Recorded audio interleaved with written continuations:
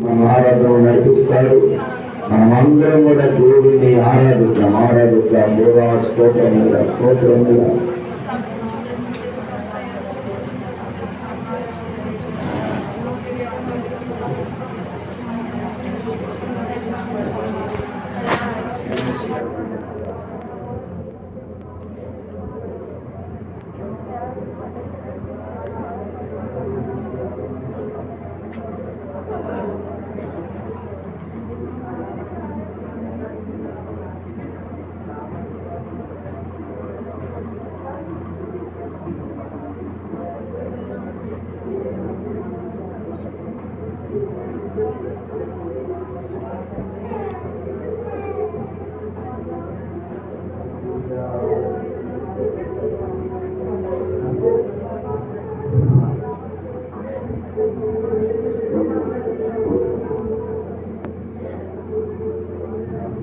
అందరూ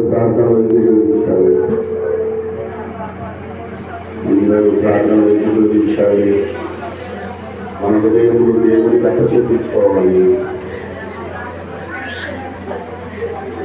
మన పాపాలు, మన దోషాలు, మన అతిక్రమములు దేవుని దగ్గర మొక్కుకోవాలి.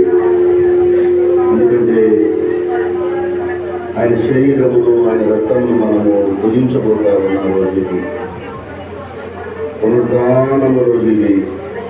ఆయన నీ కోసము, నా కోసము సిలువలో బలి అయిపోయి పునరుద్ధానుడై లేచిన రోజు ఇది.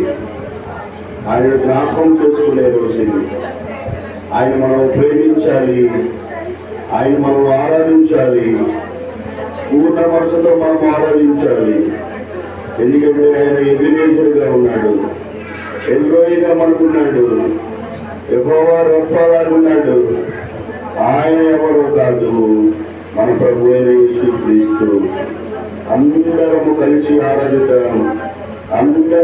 ఆరాధిద్దాం స్వరములతో. ప్రేమించేదన్ అధికముగా